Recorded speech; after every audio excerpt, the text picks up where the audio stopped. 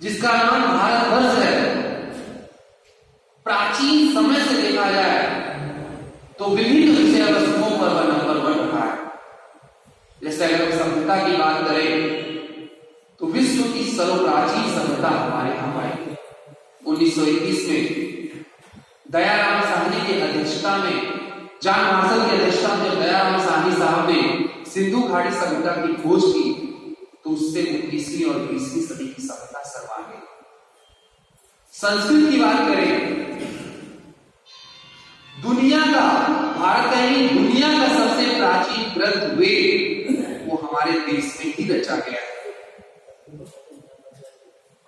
विज्ञान की बात करें, आर्यभट्ट और भास्कराचार्य जैसे वैज्ञानिक हमारे देश में ही हुए। चिकित्सकों की बात करें, चरक और धन्वंतरी जैसे चिकित्सक हमारे देश में ही हुए।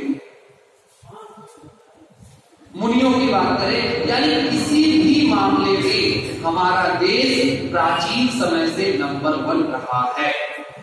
5000 सालों से हमने बहुत कुछ, अनेक क्षेत्रों में हम आगे रहे हैं, लेकिन एक सबसे बड़ी शर्मनाक स्थिति रही है कि हम अपने समाज को शौच करना नहीं सिखा पाए, हम अपने समाज को टट्टी करना नहीं सिखा पाए इन 5000 सालों में।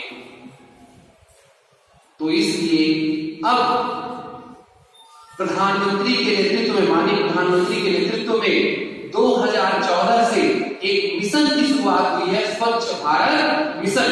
खुले में शौच जैसी एक भयानक सामाजिक कुप्रथा के खिलाफ ये लड़ाई है, स्वच्छ भारत मिशन। इस लड़ाई में आप क्यों शामिल होंगे? आपके शामिल होने की क्या वजह होगी, यह हमको आपको सोचना है।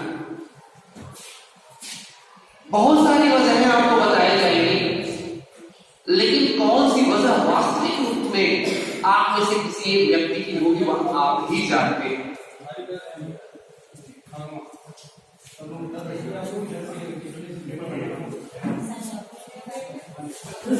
आप सभी लोग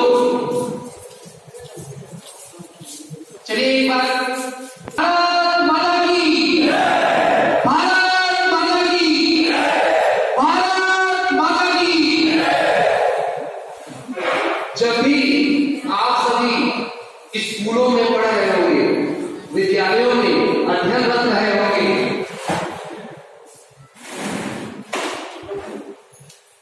तो आप सभी को अपने देश के प्रति एक विशेष सम्मान आपके दिल में, आपके मस्तिष्क में उभरता होगा, खासकर 15 अगस्त, 26 जनवरी और 2 अक्टूबर को। मेरे ख्याल से हर भारतीय के मन में, आप सबके मन में भी जब ये अशोक चक्र को देख करके हर किसी के मन में रोंगटे खड़े होते हो, वह हर व्यक्ति उस बाल जीवन में अपने देश के लिए कुछ करना चाहता हो।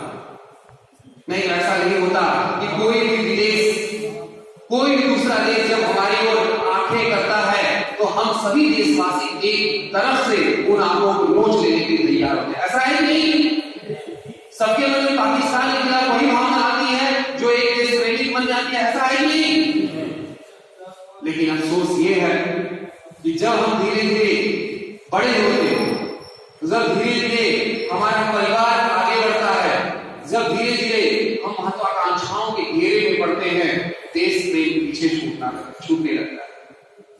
लेकिन फिर भी जब हम निबंधों में पढ़ते हैं, कहानियों में पढ़ते हैं कि आजादी की लड़ाई ऐसे लड़ी गई थी, बापू ने लड़ाई का नेतृत्व किया था, भगत सिंह ने ये किया था, चंद्रशेखर आजाद ने ये किया था, तो मन में एक बात आती है कि काश मैं भी उस समय शामिल रहा होता, रही होती और इस आजादी की लड़ाई में मेरा भी पार्टिसिपेशन रहा होता। माननीय प्रधानमंत्री का 2 अक्टूबर के भाषण में कहना है, ठीक है हम आप उस आजादी की लड़ाई में भाग नहीं ले पाए, लेकिन बहुत बड़ी सामाजिक कुप्रथा के खिलाफ लड़ाई शुरू हुई है, उसमें हम आप शामिल होकर के इस सामाजिक कुप्रथा को अपने समाज से दूर कर सकते हैं।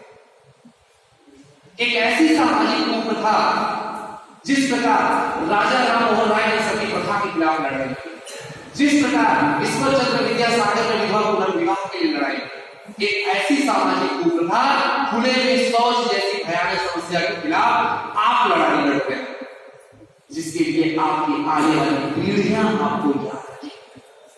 जरा सोचिए, इस आजमगढ़ की मात्र आबादी 48 लाख, 3 राज्यों की आबादी मिला लेंगे, त्रिपुरा, मिजोरम और सिक्किम, तो 26 लाख की आबादी।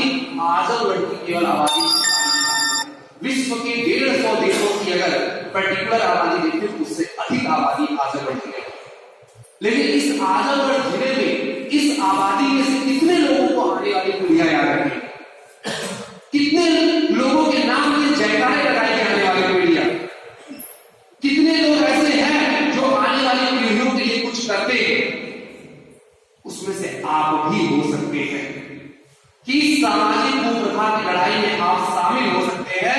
अपने समाज को एक भयानक कुप्रथा से आप मुक्ति दिला सकते हैं, अपने समाज को बीमारियों से मुक्ति दिला सकते हैं, अपने समाज को डॉक्टर के पास जो उसके खर्चे होते हैं उससे मुक्ति दिला सकते हैं। यह एक अवसर आपके पास आया है। इसलिए माननीय जिलाधिकारी महोदय ने आपका नाम स्वच्छता दूत रखा है, क्योंकि आप स्वच्छता का संदेश लेकर के आजमगढ़ के नागरिकों के पास जाएं।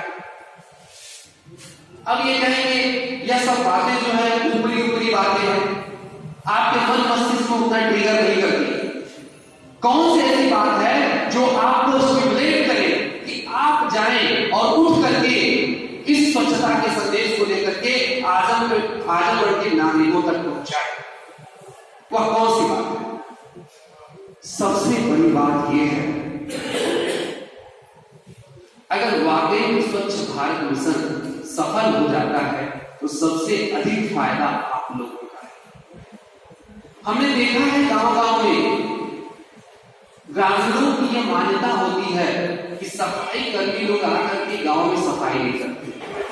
उनकी यह मान्यता होती है कि वो आए और हमारे घरों में आकर के सफाई करें, यानी उनका बस चले वो अपना जूता चप्पल भी साफ करवाते, उनका बस चले तो वो जो तावा वगैरह है उसको भी वो साफ करवाते।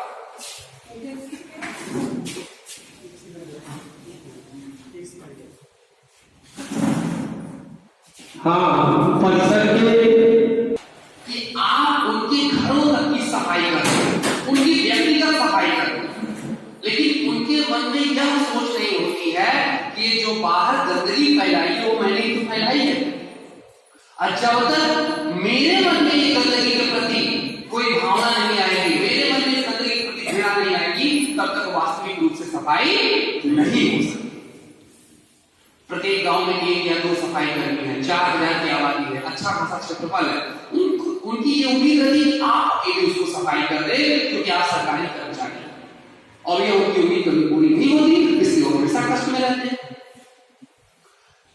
जून माह में माननीय जिलाधिकारी महोदय ने तमसा सफाई आंदोलन शुरू किया। उस सिलसिले में 21 जून को हमारी ओर से मुलाकात हुई। हमारी टीम के एक सदस्य ने कहा कि तमसा सफाई करने का क्या मतलब है?